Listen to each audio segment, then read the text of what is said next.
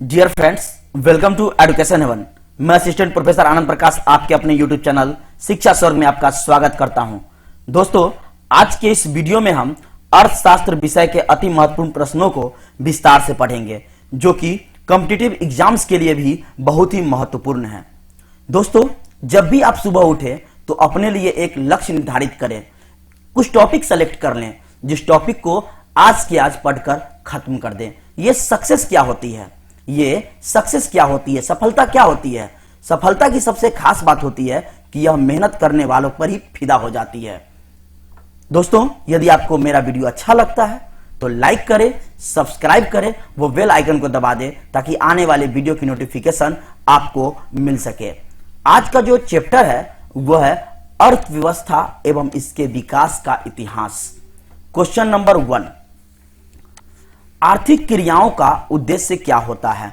तो उद्देश्य होता है इसका जीविकोपार्जन। क्या होता है? जीविकोपार्जन। आर्थिक क्रिया उस क्रिया को कहते हैं जिसका संबंध मानवीय आवश्यकताओं को संतुष्ट करने के लिए सीमित साधनों के उपयोग से होता है। नेक्स्ट प्रश्न, क्वेश्चन नंबर 2, भारत के पड़ोसी देशों में किस देश की प्रति व्यक्ति आय सबसे अधिक है? तो वो है श्रीलंका। तो यहां श्रीलंका आया। श्रीलंका की राजधानी कहां है? कोलंबो। कहां है? कोलंबो। ये प्रति व्यक्ति आय क्या होता है? यह प्रति व्यक्ति आय, जिसे हम पर कैपिटा इनकम भी कहते हैं, किसी देश की, राज्य, नगर या अन्य क्षेत्र में रहने वाले व्यक्तियों की यह औसत आय होती है। इसका अनुमान उस क्षेत्र में रहने वाले सभी लोगों की आय के जोड़ को क्षेत्र की कुल जनसंख्या से भाग दें तो मिलेगा प्रति व्यक्ति आय। नेक्स्ट प्रश्न, क्वेश्चन नंबर 3, जनसंख्या वृद्धि से आर्थिक विकास की गति क्या होती है? तो यह मंद हो जाती है। क्या होती है? मंद हो जाती है, यानी कि धीमी पड़ जाती है। जनसंख्या वृद्धि जहां ज्यादा होगा वहां उनकी आवश्यकताएं भी अधिक होगी, चाहे वह अनाज की हो, चाहे वह जरूरत के सामान की हो। हर चीज की जरूरत क्या होगी? ज्यादा होगी, यानी कि विकास की गति धीमी पड़ जाएगी। नेक्स्ट प्रश्न, क्वेश्चन नंबर 4, आर्थिक विकास की माप के लिए सबसे उपयुक्त सूचकांक क्या है? तो वो है आपका प्रति व्यक्ति आय। नेक्स्ट प्रश्न, क्वेश्चन नंबर 5, स्वतंत्रता प्राप्ति के बाद भारत का मुख्य आर्थिक उद्देश्य क्या है? तीव्र आर्थिक विकास सही है, उत्पादक रोजगार सृजन सही है, निर्धनता निवारण सही है, यानी इसका आंसर होगा इनमें सभी।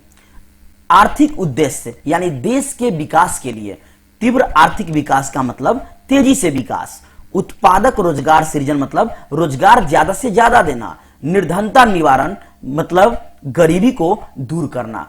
नेक्स्ट प्रश्न, क्वेश्चन नंबर 6, निम्न में से किस देश में मिश्रित अर्थव्यवस्था है?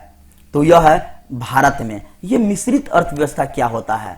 जहां निजी लोग और सरकार दोनों मिलकर काम करें तो वहां मिश्रित अर्थव्यवस्था होती है। एक मिश्रित अर्थव्यवस्था ऐसी अर्थव्यवस्था है जो अलग अलग मार्केट एवं आर्थिक योजनाओं का मिश्रण होता है, जिसमें निजी क्षेत्र और राज्य अर्थव्यवस्था का निर्देशन करते हैं, या फिर ऐसी अर्थव्यवस्था जिसमें सार्वजनिक स्वामित्व तथा निजी स्वामित्व का मिश्रण होता है। नेक्स्ट प्रश्न, क्वेश्चन नंबर 7, निम्न में से कौन सा देश विकसित अर्थव्यवस्था का उदाहरण है? तो वह है अमेरिका। कौन है? अमेरिका।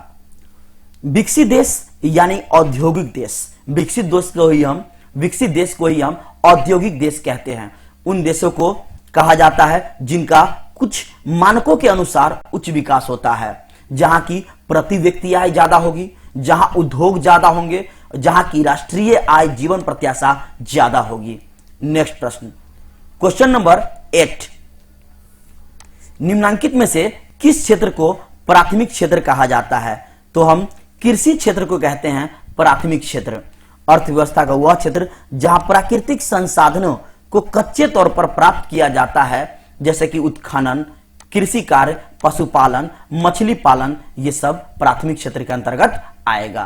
क्वेश्चन भी आपका एग्जाम में पूछा गया है, प्राथमिक क्षेत्र किसे कहते हैं?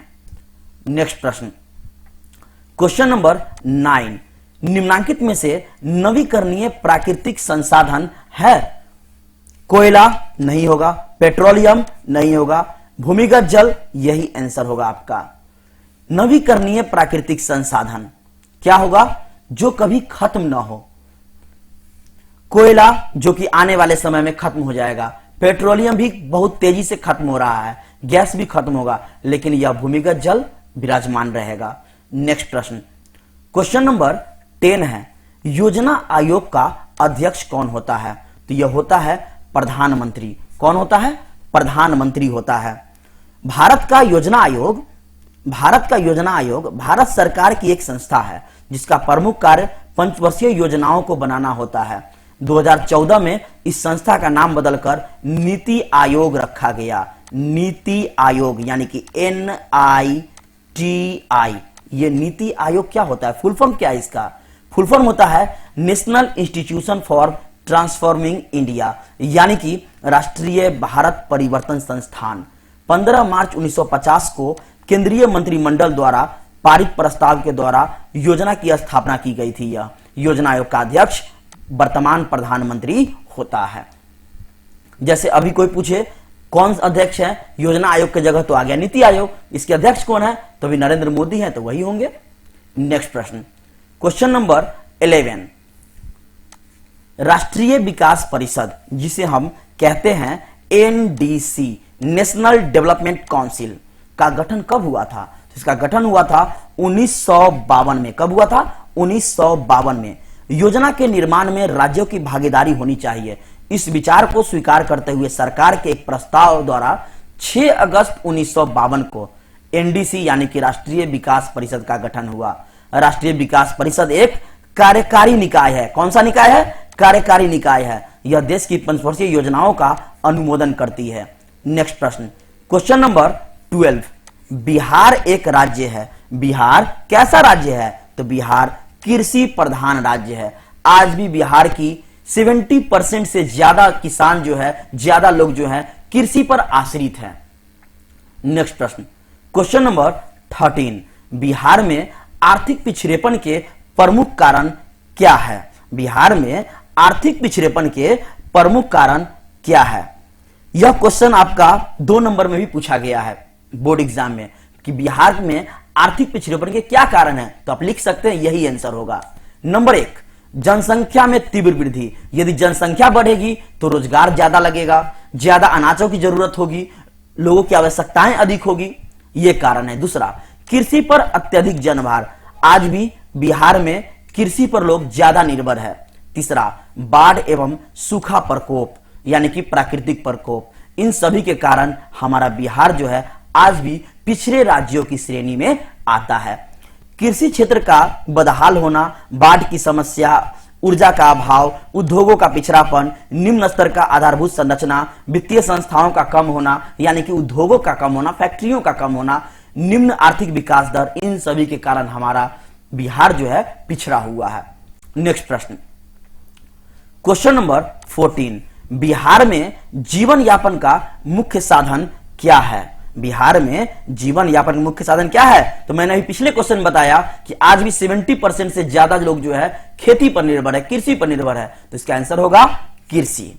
बिहार का कुल भौगोलिक क्षेत्र लगभग 93.60 लाख हेक्टेयर है, जिसमें से केवल 56.03 लाख हेक्टेयर पर ही खेती होती है। राज्य में लगभग 79.46 लाख हेक्टेयर भूमि पर कृषि होती है, यानी बिहार में कृषि योग्य भूमि कितना है? 79.46 लाख हेक्टेयर। यह भी आपका एक ऑब्जेक्टिव क्वेश्चन निकला।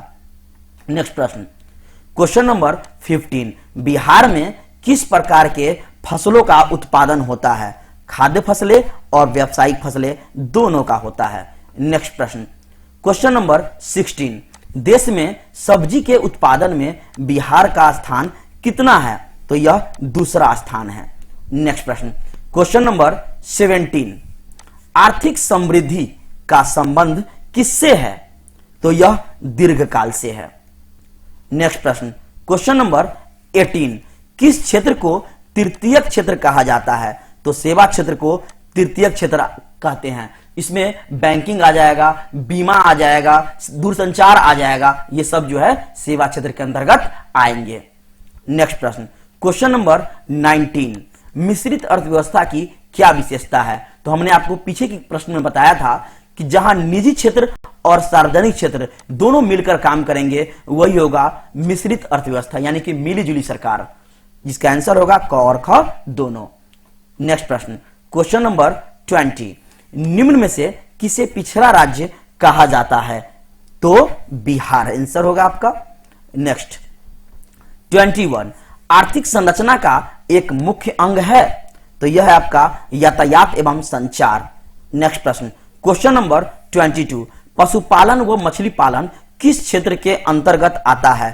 तो यह आता है आपका प्राथमिक क्षेत्र के अंतर्गत। पशुपालन हुआ, मछली पालन हुआ, कृषि हुआ, ये सब जो है आपका आएगा प्राथमिक क्षेत्र में।